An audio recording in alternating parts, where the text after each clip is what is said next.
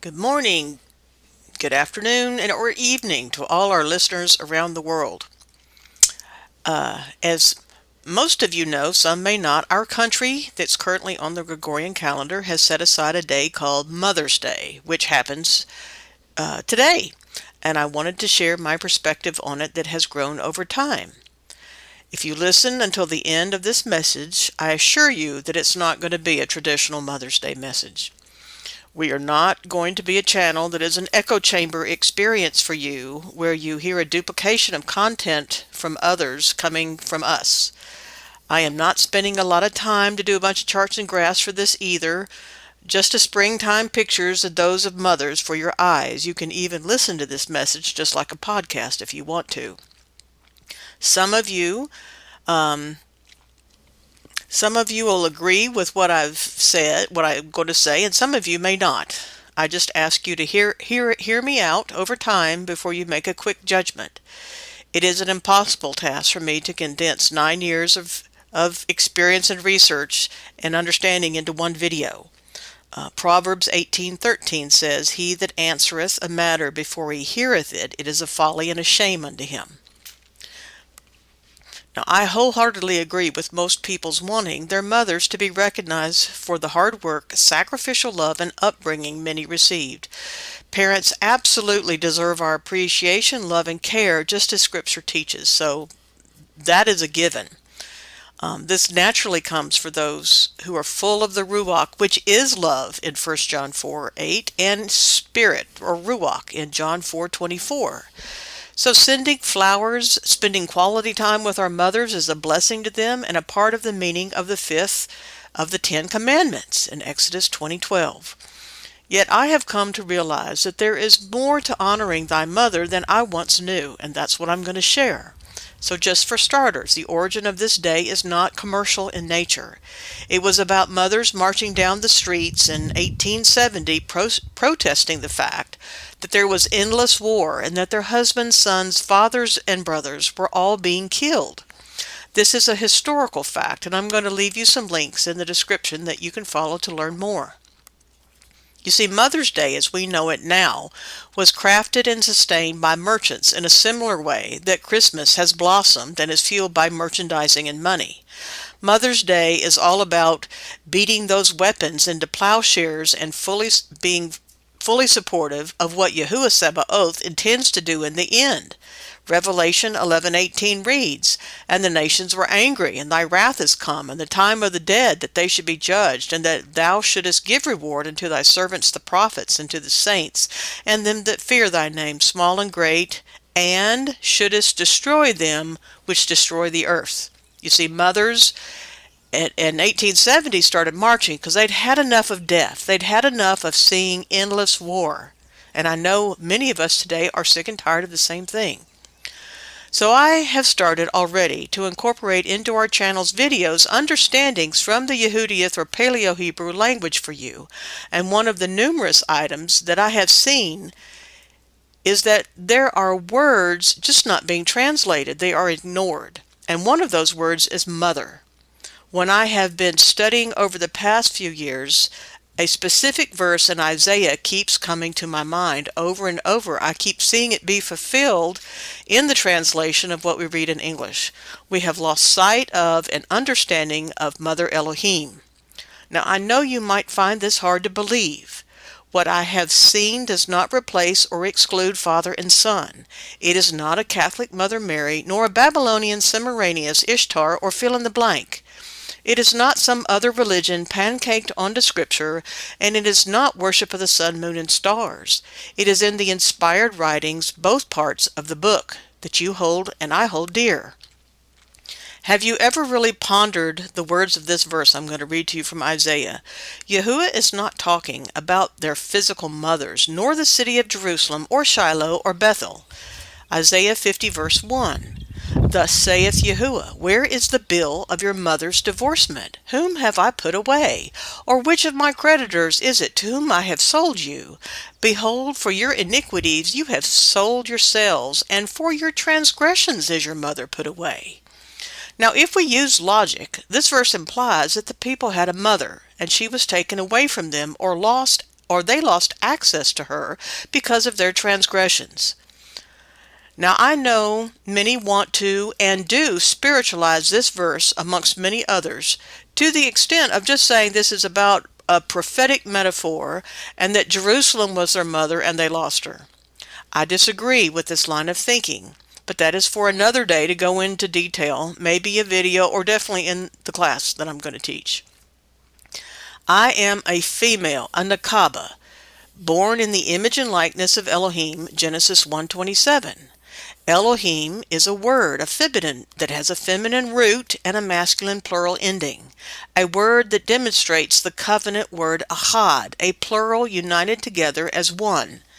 If you believe John when he writes that Elohim, God, is spirit, and Elohim, God, is love, then we have moved into the realm of no beginning, no ending, eternal, and beyond the genders we see in this physical realm. Now, I have just opened a huge rabbit hole, folks, and I've done many bunny trails in the last many years. Please do not leave me a bunch of comments linking to videos or articles to the contrary of what I've just said. I've already seen them and read them. I don't want them. My logic, my heart, and the Ruach have guided me to an understanding I am sharing today, and please respect that. I am not asking for contrary opinions. I've already sat with them in a state of cognitive dissonance for a while, collecting evidence over time to see a pattern. If you disagree and do not want to listen anymore, then please go in shalom. Speak your opinion to others on their channels or start your own. For those who want to learn more, be sure to watch the second part of our Counting of the Omer video and download the PDF file to read the commentary. Also watch the Counting of the Omer math and the insights into wisdom there. Both complement this short Mother's Day message and contain a link to another voice with similar understanding. You see, many ministries and people do believe that the Ruach HaKodesh is feminine in nature and not masculine. It puts a new perspective on the unforgivable sin of blaspheming the Ruach, who is being blasphemed. I read an interesting book. I read a lot and enjoy many books that are iron sharpens iron type, where I may not agree with everything that the author says, but it certainly makes me learn and dig deeper into what I think is true. One of these books is called The Earthquake and Seven Seals by a man named Richard Ruling. I will leave you a link in the description. He is a man with a passionate message for the SDA Church who is definitely on the outskirts now. It is sad to see how many people are being driven out of churches for simply asking questions and wanting to dig deeper. I am still amazed to this day that Apostle John had to write about even himself being denied fellowship by an early church or assembly. Anyway, Mr. Ruling in his book proposed that each of the seven seals of Revelation has a positive understanding for those who are believers, separate from or in addition to the traditional understanding of the seals.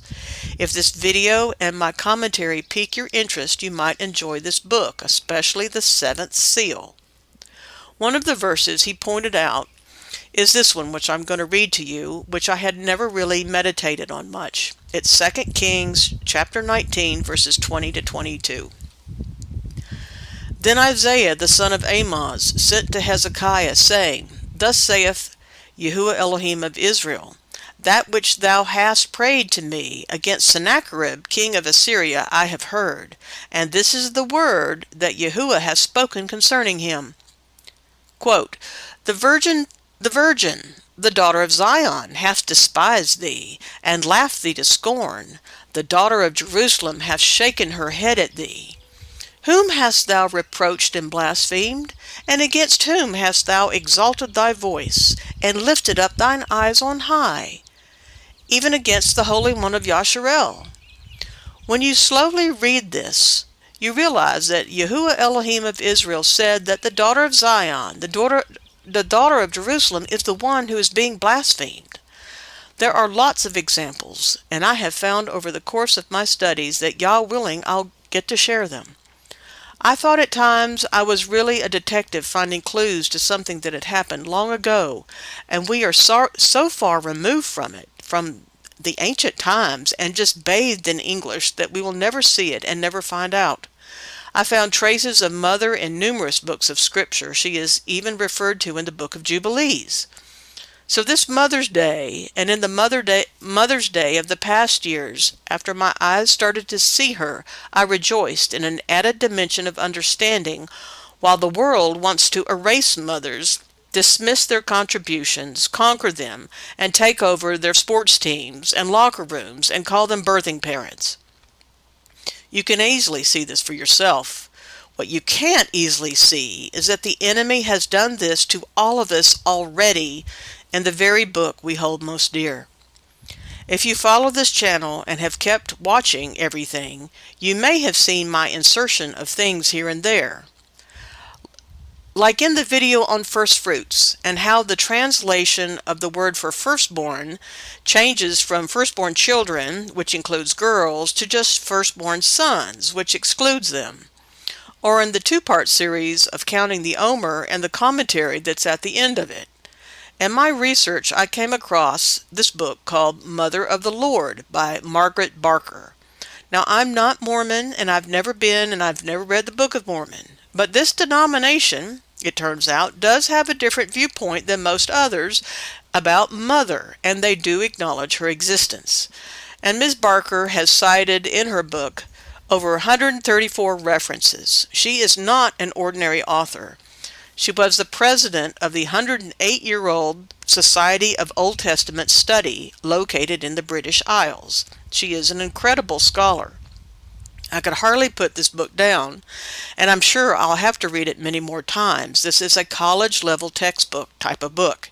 It has unique insights into the history of Israel that I have not heard from traditional sources, the Hebrew roots teachers, Messianic, anything.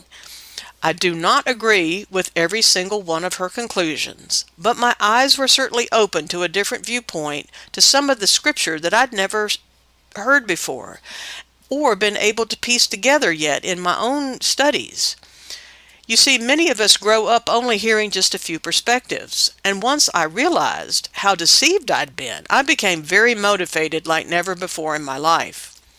If you are keeping the feasts of Yah, then you are already outside the traditional thinking of Christianity. Chapter 5 in Ms. Barker's book was eye-popping, reading on the history of Israel, and chapter 6 is all about mother. This lady knows the Dead Sea Scrolls backwards and forwards more than anyone I've ever listened to, with possibly the exception of Rachel Ellier. Ms. Barker's book is not about the calendar, and I've only heard Rachel Ellier about the historical findings and the calendar perspective of the Dead Sea Scrolls. I don't know anything else about her. But Ms. Barker's research will help you see the context of the culture through time and how it changed, and motivations of changing it, and an understanding of the symbols used in scriptural stories. I have not finished chewing on this book at all. Now, in parting, I want you to take special note of the word deceive in English. Can you hear these two words being joined together? Dis-eve. The word Eve, like in Adam and Eve. Dis-eve. Here is the definition for dis. It's a verb prefix and noun. It means to treat with disrespect or contempt. To find fault with. A disparaging remark or act of disrespect. To discharge, to discount. To deprive of, to exclude or expel from. The opposite or absence of. So we could say this word deceive means to treat Eve with disrespect or contempt, or to find fault with Eve. A disparaging remarks against Eve. To be deprived of Eve. To expel Eve away from us. And well, we all know that Eve was the woman given to Adam and created for him. Her Hebrew name is Hua.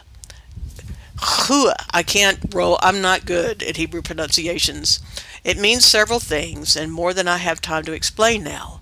But one of the meanings of her name is to show, declare, and bring forth. What you don't see, unless you dig a lot, is two things. Eve is not the mother of all living. All living, logically, based upon the Hebrew word that means living, and what the scriptures that it's found in means all living things, plants, animals, everything that's alive, cells, everything. And the verse in Genesis did not say that she's the mother of all living humans. Did it? It didn't. Now, Enoch and Jubilees both refer to Elohim placing a spirit into plants, animals, trees, waters, and so forth when you read them. And Job has many verses of the creation story in chapter 38, including parts of nature that are born from a womb. So no, Eve can't be the mother of all living. She was named after the mother of all living.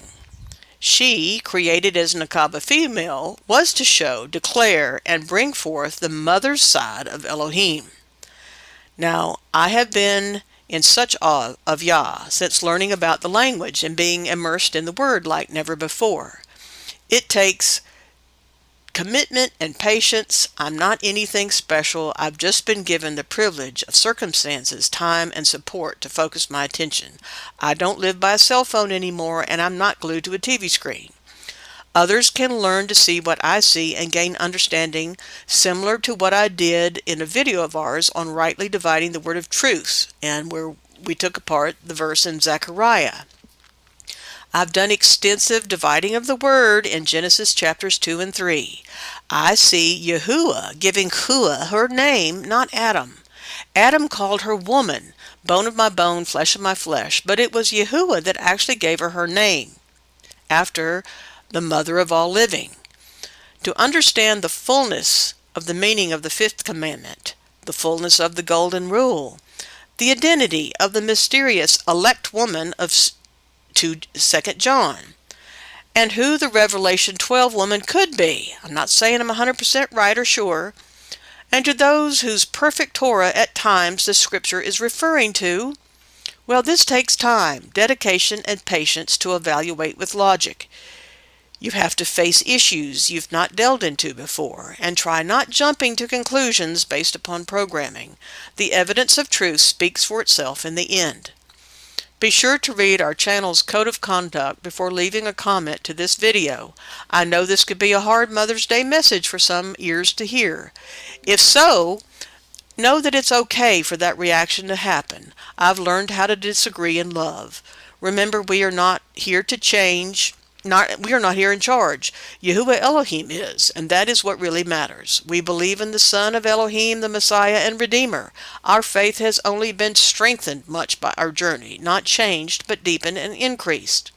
This message does not come from a place of debate, the need to make a bunch of other people wrong, nor to say that we've figured it all out, or to diminish other people's viewpoints, or trying to convince anyone of something against their will. It is simply my Mother's Day message to honor and acknowledge that there is a feminine voice to Torah hiding in the verses such as Psalm 119:18, 2 John 1:9, Proverbs 6:20, John 8:17, and Isaiah 24:5. I give thanks to the Mother of all living, to the Elohim Almighty of creation. Shalom.